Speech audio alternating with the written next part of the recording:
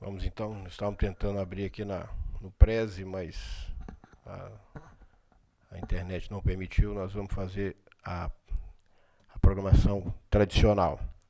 As anomalias da face fetal, elas são importantes e para o ecografista, especialmente porque é um momento que, de regra geral, nos treinamentos, o ecografista deixa esse momento para ser o último momento da avaliação, assim como é o sexo fetal. E é dos mais relevantes, porque parte delas tem correlação com defeitos maiores, defeitos genéticos, e é a forma de apresentação do recém-nascido aos seus pais, à sua família, à comunidade. O nascimento é o momento mais festivo do ser humano, ao contrário da morte. Então, o direito ao nascer é um direito festivo. E aí a apresentação à comunidade é de muito valor social. E a face do recém-nascido é o elemento de apresentação. Portanto, ter esse diagnóstico é dos mais relevantes na ultrassonografia. E os cortes padrões na avaliação da face, basicamente se faz corte sagital, aí começando nesse caso, corte sagital mediano, nessa condição, verificando o alinhamento da linha facial, portanto, do osso frontal, da relação com o osso nasal, a ponta do nariz, o lábio superior, a ponta do queixo, né, do mento, e há um alinhamento da linha do osso frontal com a ponta do maxilar e a ponta do osso do queixo, do mento, trazendo, portanto, o formato tradicional da face fetal nesse conteúdo da...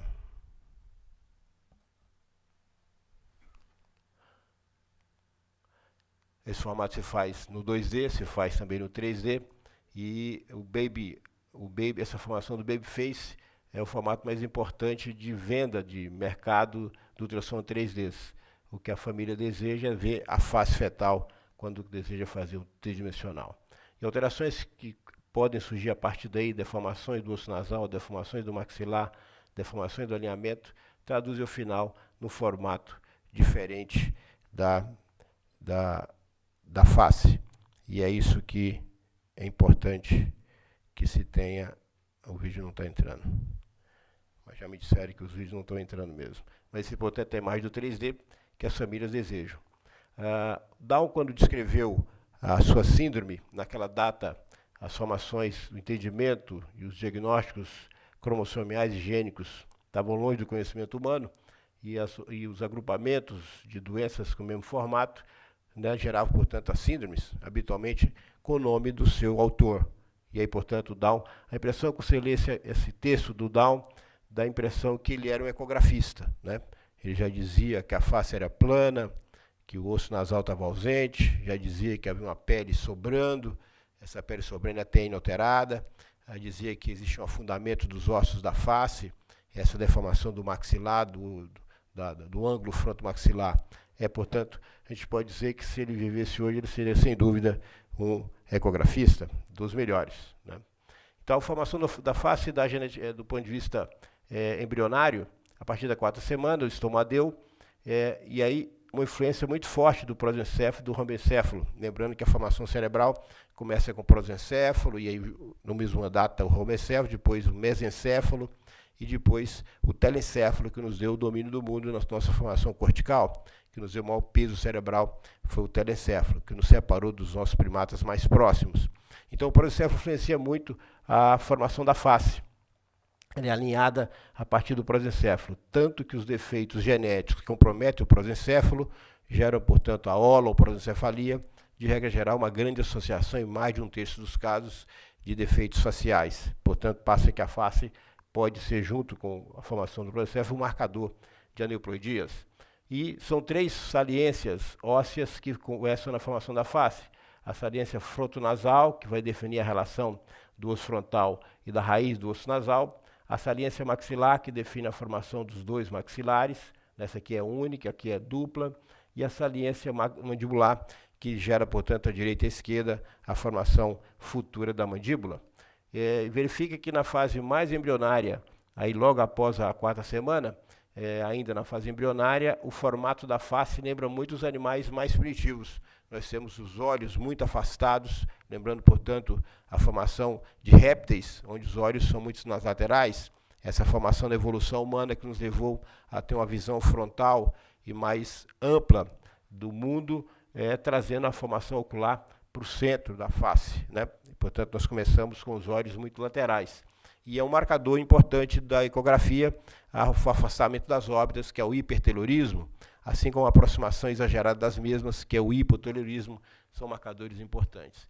Então, em embriologia final, nós temos, então, a formação, a partir daquela naso frontal, aquele primórdio, a formação do dorso e ápice do nariz, as saliências laterais formam as asas do nariz, as mediais formam o septo, portanto, nasal, as saliências maxilares formam as bochechas, os ossos nasais e a formação muscular do músculo da motricidade da alimentação, e a saliência mandibular forma, portanto, o queixo e a parte lateral inferior da face.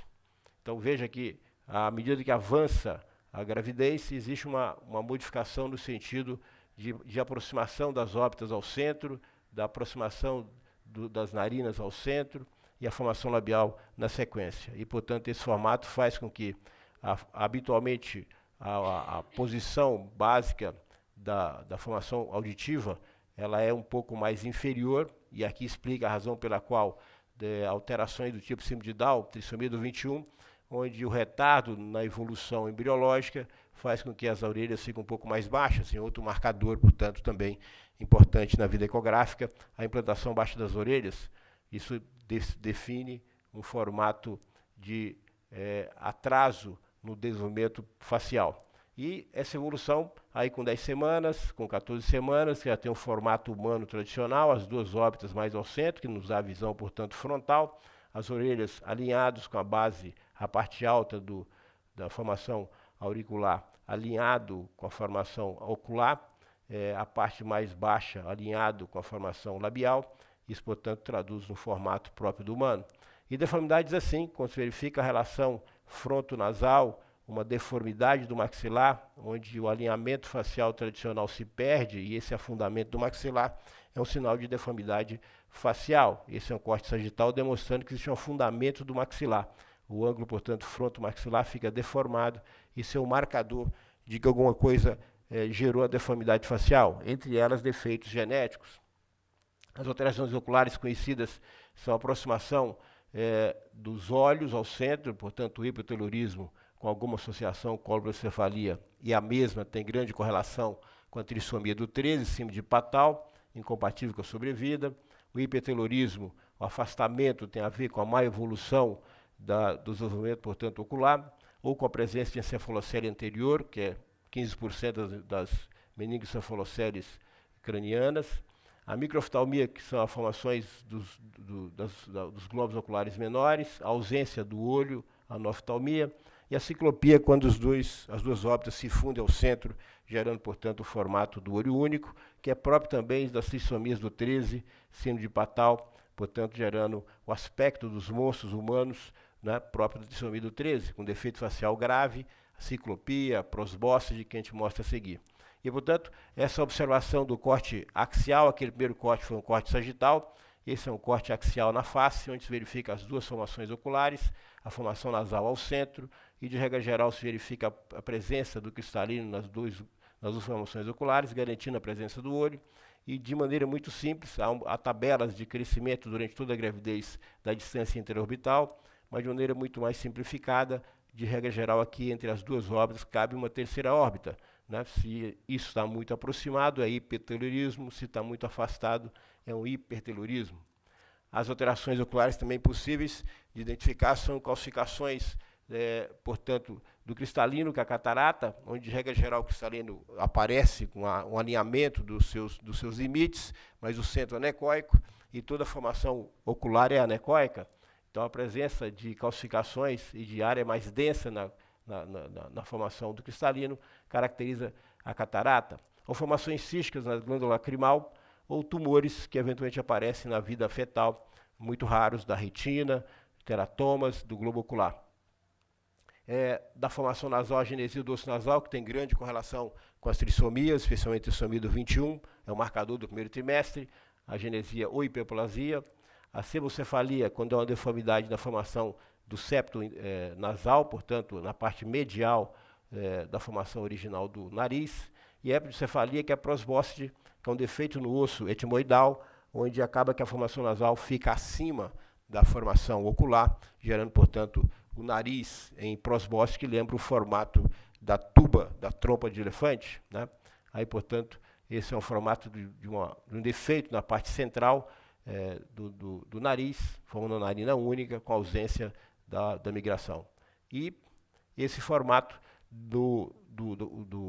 da prosbóscide, que é a etimocefalia, um defeito, portanto, do osso etimoidal, que fica logo posterior à formação ocular e medial, e aí, portanto, o nariz se implanta acima dos globos oculares. Esse formato caracteriza uma grande correlação com as trissomias, especialmente a trissomia do 13.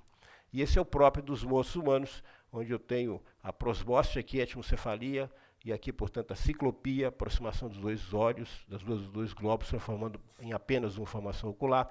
Isso é, portanto, um próprio das trissomias, marcador importante da vida fetal na avaliação do morfológico.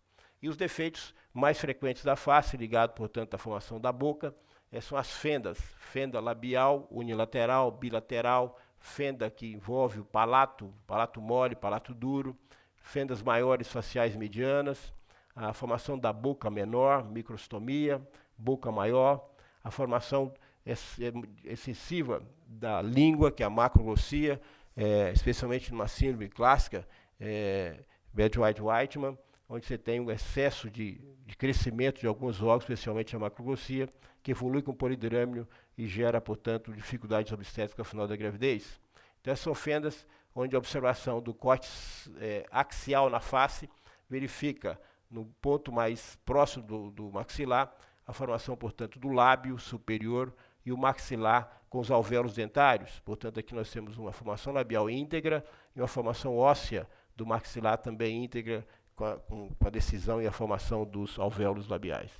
E aí, portanto, os alvéolos dentários. E aqui a formação que verifica lábio superior, lábio inferior e a fenda labial. É um corte, portanto, feliz, axial da boca. Importante que se veja isso, especialmente porque na formação original, por defeitos proteicos, defeitos enzimáticos, ou por uso de medicamentos, especialmente drogas ilícitas, como maconha, podem evoluir com fendas faciais. Boa parte das vezes é diagnóstico fetal na avaliação do morfológico, e é preciso cuidado, porque pequenas fendas poderiam passar desapercebidas, que não modifica muito a evolução do recém-nascido, mas traz dificuldades na relação médico-paciente do período pós-natal. Então, essa visão é uma visão onde se tem o lábio deveria estar íntegro, o palato duro e o palato mole também íntegros, e toda essa formação é possível de visualizar, especialmente no corte axial do lábio superior e do lábio inferior. Então, veja, essa é a formação clássica normal, e aí a fenda labial unilateral, sem fenda de palato. Portanto, é uma formação própria. Esse é o corte axial, demonstrando, no corte 2D, verifica-se que o lábio inferior está íntegro, fenda labial, e uma falha do lábio superior. Portanto, havia uma fenda aí labial, e esse é o recém-nascido visto naquele momento. E veja que ele, de maneira geral, é importante o diagnóstico, porque não sabendo desse diagnóstico, a família vai para o parto de maneira muito festiva e quer apresentar o seu rebento à população, à comunidade. E quando é sabido esse diagnóstico, de maneira geral, eles transferem que a festa do nascimento não vai ser no nascimento. A festa vai ser com 1 ano de vida, quando ele já fez todas as correções do palato, do lábio, e aí ele fica assim, portanto, de maneira mais apresentável. Então, a festa do nascimento se dá 6 meses de vida, 1 ano de vida depois de corrigir o defeito. Portanto, é uma condição puramente social, de sentimento, de feeling desse casal. E há que ser respeitado, por isso é interessante que o ecografista tenha o maior acerto possível aí. Aí o lábio leporino lateral com a fenda de palato duro e palato mole, portanto, é uma comunicação extensiva da cavidade nasal com a cavidade oral, gerando dificuldade na amamentação. E defeitos mais extensos como esse, unilateral ou bilateral, que envolve também o palato, e esse achado aqui, portanto, se verifica na visão da ecografia, onde a língula, que deveria aparecer aqui no formato posterior do palato, mole, deveria ser única, aparece então o sinal duplicado da via posterior do palato mole, né? Aí, portanto, duas fendas labiais, bilaterais, direita e esquerda, com palato íntegro. Essa formação ela é vista no ultrassom como única. Quando ela está dividida, é o sinal duplo. Essa duplicação do sinal traduz impossibilidade de fissuras posteriores do palato. Aí a fenda facial mediana, muito rara, tem relação grande com os defeitos cerebrais da holoprosencefalia, das trissomias, são defeitos centrais mais raros. Nesse caso, uma fenda labial com fenda palatina importante, onde o formato da apresentação é muito dramático para o recém-nascido. E aí, portanto, fendas que envolvem totalmente a formação e que envolvimento lacrimal, envolvimento ocular, portanto, um defeito importante como esse, e há um desabamento da formação do nariz, portanto, a apresentação que a família tem dificuldades. E as fendas labiais, frequentemente, com mais de 99% das vezes, são de lábio superior, mas eventualmente de lábio inferior. E essa tem a ver com drogas ilícitas de maneira mais presente. A apresentação afastada da formação labial, da macrostomia ou da microstomia, que também, de maneira geral, tem uma relação com a sebocefalia, que é essa formação nasal com a genesia da porção central. A macroglossia, própria do Eck-White-Weidman, onde existe um crescimento de algumas partes do corpo, né, gerando indivíduos maiores, hipertróficos, crescimento frontal, e essa é a formação própria do marcador de filme americano, né, do Frankenstein. Ele é um Eck-White-Weidman, de maneira geral, no pré-natal evolui com polidrame, porque a língua fica exposta a uma macroglossia que dificulta a deglutição do líquido amniótico. Então, o formato na ecografia de polidrâmino, de macrosomia fetal e macroglossia, próprio dessa síndrome. Então, a visão axial é possível verificar, além da formação labial e do maxilar e da mandíbula, é possível verificar a formação da língua, a formação e a motricidade da língua. E também, na motricidade, a possibilidade da deglutição do líquido amniótico e a possibilidade da aspiração do líquido amniótico. Tudo isso é possível, especialmente utilizando o Doppler. Infelizmente, os vídeos não estão rodando, a gente não tem a imagem em vídeo, mas essa avaliação da face ela tem que ser estática, nesse formato sequenciado, sagital, axial e depois coronal, e é preciso que se faça a avaliação dinâmica da deglutição e da aspiração do líquido amniótico, utilizando o Doppler, onde isso é facilmente visualizado. Na avaliação do queixo, o mais importante é quando há uma retração da formação do mento, gerando, portanto, o micrognatismo, que é próprio da síndrome de Pierre-Robin, que tem uma característica familiar, gênica, muito forte, há uma reentrância familiar, que passa, portanto, de pai e mãe a filhos, ou de trissomia do 18, síndrome de Edwards, é outra trissomia que tem marcadores maiores do fechamento do abdômen, onfaloceles, uma grande correlação com essa trissomia na síndrome de Edwards, com garantia de grande letalidade. É considerada uma doença praticamente letal, junto com a trissomia do 13, e onde as deformidades podem aparecer a partir daí. Esse é o formato, portanto, de uma retração do queixo, e aí a visão que é axial do maxilar e também da mandíbula, do lábio inferior e da mandíbula, ela tem que ser vista nesse formato. De maneira geral, então, a sequência de avaliação ecográfica passa pelo corte sagital mediano, pelo corte da visão da formação ocular e dos olhos, especialmente do cristalino, a visão do lábio superior e da formação dos alvéolos, no diagnóstico dos efeitos labiais superiores, a visão do lábio inferior, a visão da língua e tecnicamente, a questão da deglutição. E esse é o corte coronal, é o terceiro corte importante e mais importante para o doente, porque os cortes anteriores eles entendem de maneira mais limitada. E o corte coronal mostra a face por inteiro, as duas formações oculares, nasal, labial, e aqui a parte festiva do exame, exatamente quando se faz esse formato, e que lembra a aproximação do 3D.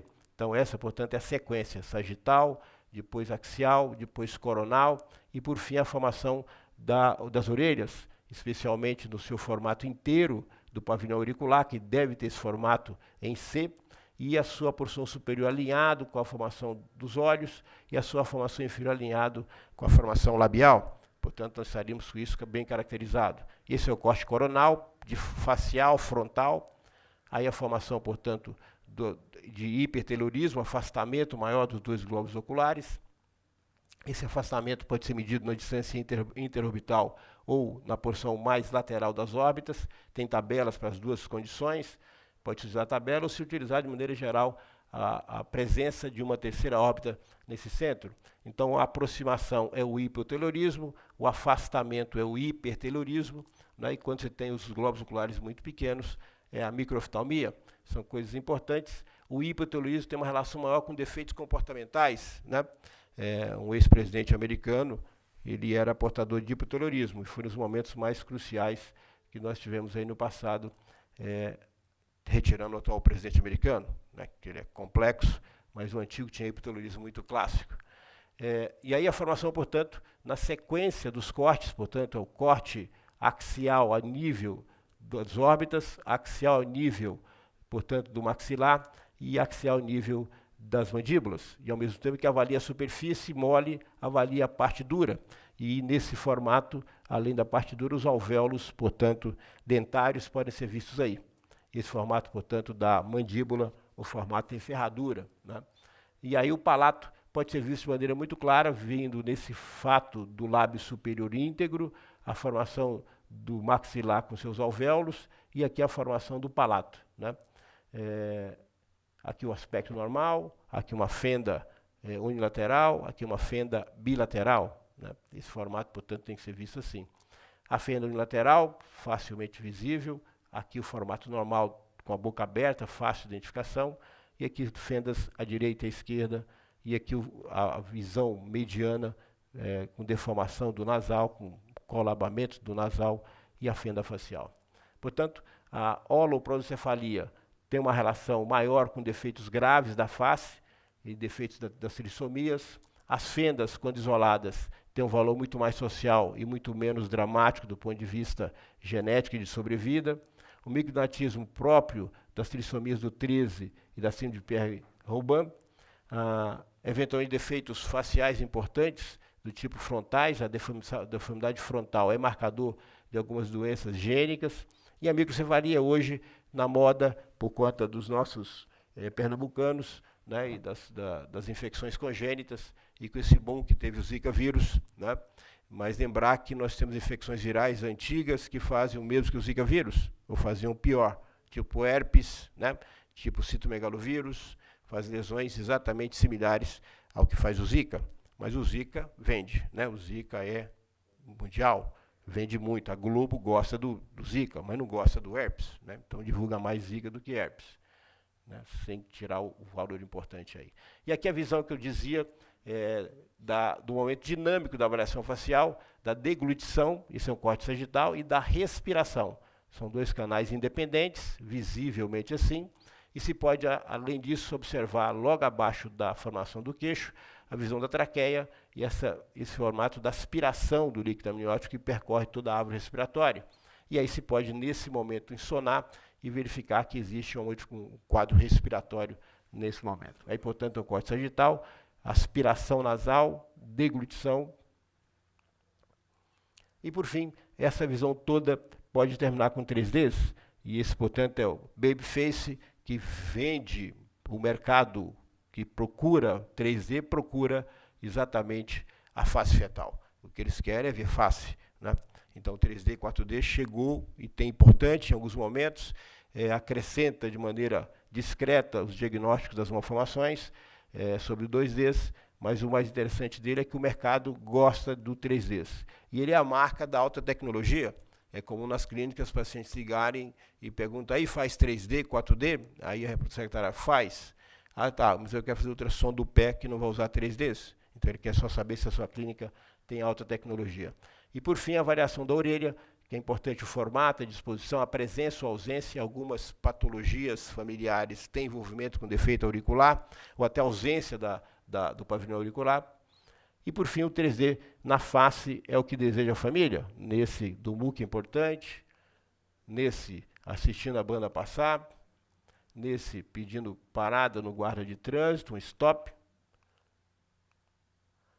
E aí é o 3D tradicional, e trazendo, portanto, o 4D, que é um formato, nesse caso, uma turricefalia, uma deformação da torre, e onde é importante na visão da face de toda a formação do 3D, talvez o mais importante é a interatividade, que a família possa entender o que está dizendo, e no nosso experiência em Goiás, que nós trabalhamos com malformados, E quando você fala sobre malformato para a família, eles não entendem a malformação, mas quando você mostra o 3D, ele passa a entender. E quando há uma indicação de interrupção de gravidez, o juiz não entende nada de malformação, não tem ideia do que é malformação. Então, o 3D tem um valor jurídico dos mais importantes para mostrar àquele judicante que aquela malformação é incompatível com a sobrevida ou não, né? Essa, portanto, é um dado interessante. E aí o 3D, além do valor acadêmico, jurídico, ele tem um valor também social dos mais relevantes e de grande festividade. Outro 3D da face, mostrando a face normal nos seus vários formatos. E chegando a tumores como esse, tumores de face, era um teratoma, né? Um teratoma que parecia ser um encefalocele anterior, que tem o mesmo formato, mas não havia deformidade craniana nem redução do volume cerebral. Quando esse encefalocele desse tamanho, gera uma microcefalia posterior. Então era um teratoma frontal dos mais relevantes aí. Portanto, esse é o formato da ciclopia, da sebocefalia, que tem a ver com a ausência central da porção medial do nariz, né, as fendas labiais, bilateral ou unilateral.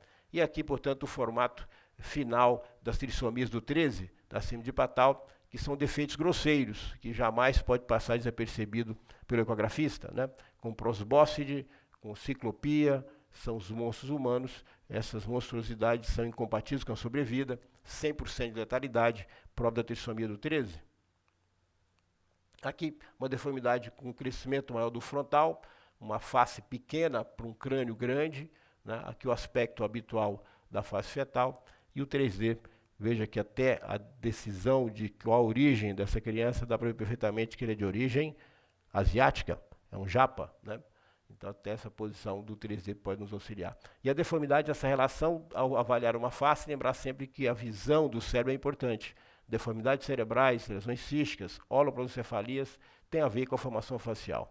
De novo, a deformidade, um crânio protuso, deformidade craniana, que pode ser um dado isolado ou associado.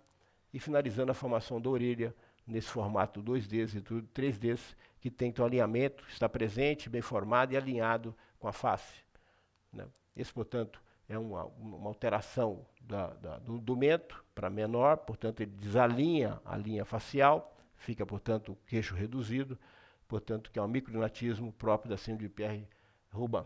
Aqui uma fenda facial, outra fenda facial bilateral, e aí os tumores que envolvem a face. Esse é um tumor que envolve a face e o olho direito, né? É um tumor, portanto, ocular, era um retinoblastoma de crescimento anterior, e aí gera, portanto, um defeito grosseiro, facilmente visível na ecografia. E, por fim, defeito facial do tipo epignatus. Tivemos agora, esse ano passado, 2 casos na Faculdade de Medicina de Goiás, 2 epignatus. Era um tumor que sai, portanto, da boca do feto e cresce por aqui. É um diagnóstico diferencial de teratomas, mas ele, ao ser avaliado, tem que lembrar do epignatus, e o epignatus, na verdade, é uma gemelidade imperfeita e que gera grande dificuldade na sobrevida, que ao momento do nascimento, esse feto não consegue respiração, esse feto há dificuldade de intubação, há que ter um preparo logístico pós-natal para que haja sobrevida e um tratamento correto dessa patologia. O nosso último caso, havia um crescimento que envolvia a traqueia e o feto acabou a nascer, dificuldades extraordinárias na assistência respiratória e ele foi a óbito. Era isso. Muito obrigado.